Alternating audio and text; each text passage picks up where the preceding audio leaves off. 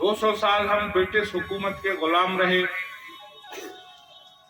उससे पहले जिन लोगों ने इस मुल्क पर हुकूमत की, उन्होंने इस देश की संस्कृति को नष्ट और भ्रष्ट करने का कार्य किया।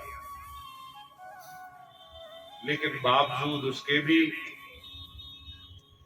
पूरी दुनिया दुश्मन होते हुए भी हमारी मुल्क की संस्कृति को वो तोड़ नहीं पाए। दबाने की और मिटाने की कोशिशें बहुत हुई, लेकिन यहाँ का जो कल्चर था वह इतना रिच था और यहाँ की मिट्टी में और कण कण में उस संस्कृति के जो कण अवशेष थे वह पुनर्जीवित हुए। और 1947 में असंख्य लोगों की कुर्बानियों के बाद यह मुल्क आजाद हुआ। प्रधानमंत्री नरेंद्र मोदी जी के आह्वान पर हम आजादी का अमृत महोत्सव मना रहे हैं। उसी के उपलक्ष्य में आज यह स्पोर्ट्स से संबंधित जो आयोजन है उसके लिए मैं इसके आयोजकों का शुक्रगुजार हूं। हमें इस पर विचार करना चाहिए कि आखिर हम आजादी का अमृत महोत्सव क्यों मना रहे हैं। वो इसलिए मना रहे हैं कि आजादी के बाद हमने क्या पाया।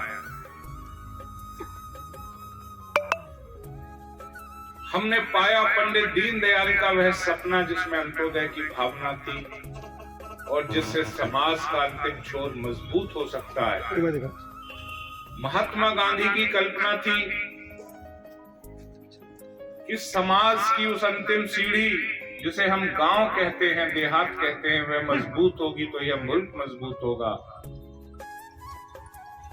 पंडित दीनदयाल उपाध्याय ने सपना देखा था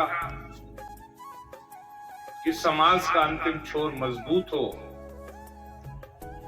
इन 75 सालों में प्रयास हुआ कि समाज के वह वर्ग जो बहुत पिछड़े हुए थे वह उन्नत अवस्था में आए। आज हमारे मुल्क ने एक करवट ली है और वह करवट है अखंड भारत की।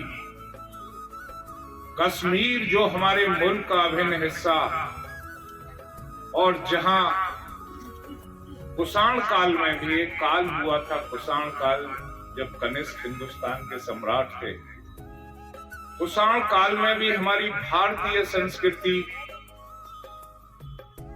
अपने पूरे जोर पर थी और कश्मीर में उसके अवशेष हमें मिलते हैं आज भी।